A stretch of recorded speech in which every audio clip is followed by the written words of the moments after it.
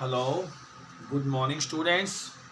तो आज के इस वीडियो में अपन करने जा रहे हैं कक्षा 8वीं की पुस्तक वसंत भाग 3, जिसमें पाठ नंबर 6 है भगवान के डाकिए। ये कविता है एक। इसके जो कवि हैं जिन्होंने कविता लिखी है उनका नाम है रामधारी सिंह दिनकर। तो ये जो कविताएं लिखते हैं वो सारी की सारी राष्ट्र के प्रति समर्पित होती है, तो इसलिए इनको राष्ट्र कवि भी कहा जाता है।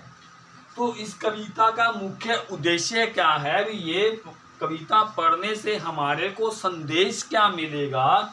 इस संसार के लोगों के बीच भाईचारे की भावना एवं सद्भावना को बढ़ावा देना है, यानी कि पूरा का पूरा संसार एक हो जाए, बॉर्डर कुछ ना रहे, सभी का आपस में भाईचारा हो जाए, यही संदेश ये कविता दे रही है। इसके 2 पैरे इन्होंने लिखे हैं। इनका सार, इनका जो व्याख्या है मैं अभी आपको सुना रहा हूँ, ध्यान से सुनिएगा। पक्षी और बादल ये भगवान के डाकिए हैं। देखिए, पक्षी और बादल जो हैं ये बिल्कुल स्वतंत्र हैं। तो बार बार नाम आ रहा है डाकिया। डाकिया को आप जानते होंगे, जिसे आप इंग्लिश में पोस्टमैन बोलते हैं। जो पोस्टमैन क्या करता है, डाकिया क्या करता है, घर घर जाता है, वो उसको किसी प्रकार की रुकावट नहीं होती है। तो इसी प्रकार पक्षी और बादल जो हैं इनको किसी प्रकार की कोई रुकावट नहीं है। ये किसी बॉर्डर को नहीं मानते, किसी अंतिम सीमा को नहीं मानते। ये अपने मतलब में, यानी कि किसी को सद्भावना या किसी को संदेश देने के लिए एक दूसरे देश में बिना रोक टोक के चले जाते हैं।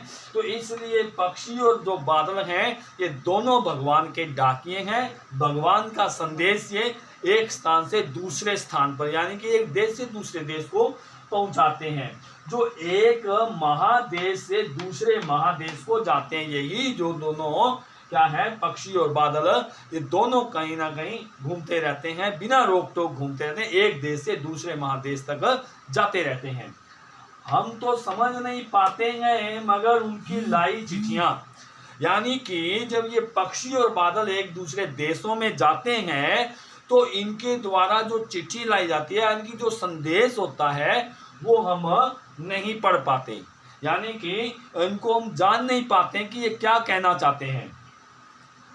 पेड़ पौधे, पानी और पहाड़ बाँचते हैं। बाँचते हैं का मतलब होता है पढ़ते हैं, यानी कि इनके द्वारा, पक्षी और बादल द्वारा लाई गई जो चिट्ठियां हैं वो पेड़ पौधे, पानी और पहाड़ यही पढ़ पाते हैं। इन्हीं को ही पता चलता है कि ये हमारे लिए क्या संदेश लेकर के आए हैं। यानी कि पूरी की पूरी प्रकृति इनको डाकिया मानती है। पूरी की पूरी प्रकृति जो है पक्षी और बादल के संदेश को जानती है कि उस देश में क्या हो रहा है, इस देश के अंदर क्या हो, तो कैसा समाचार एक दूसरे के पास ये पहुंचाते हैं। तो एक पैरा समझ में आया होगा। दूसरा पैरा देखिए, हम तो केवल यह आंकते हैं कि एक देश की धरती दूसरे देश को सुगंध भेजती है।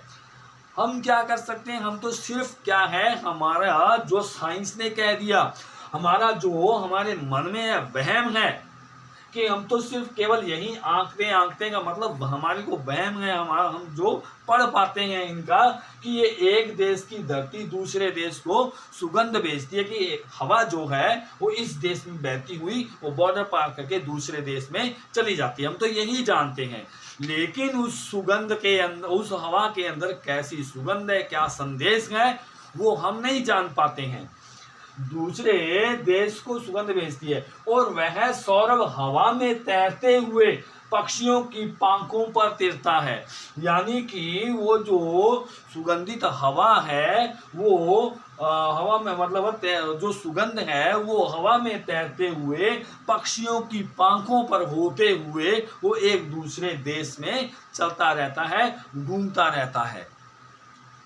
तो एक देश का भाप दूसरे देश में पानी बनकर गिरता है। हम तो सिर्फ यही जानते हैं कि जो बादल बनकर के पानी यहाँ बरस रहा है वही बादल दूसरे देश में जाकर के बरसेगा। हम तो सिर्फ यही जानते हैं, लेकिन पक्षी और बादल क्या है, ये दोनों के दोनों हमारे को भाईचारे और सद्भावना का विचार दे रहे हैं कि हमें एक बन के रहना चाहिए, हमें बिना किसी रोक टोक के एक दूसरे देश में जाना चाहिए, किसी प्रकार की आपराधिक मामलों से दूर रहना चाहिए। जैसे पक्षी और बादल सबके लिए एक हैं, वैसे ही मानव जाति सबके लिए एक है। तो स्टूडेंट्स, ये कविता आपको अच्छी लगी होगी। इस कविता को आप अच्छे से और पढ़िए। इसको यदि इसके अंदर से कुछ समझ में नहीं आ रहा है तो मेरे से आप फोन करके भी पूछिएगा। धन्यवाद।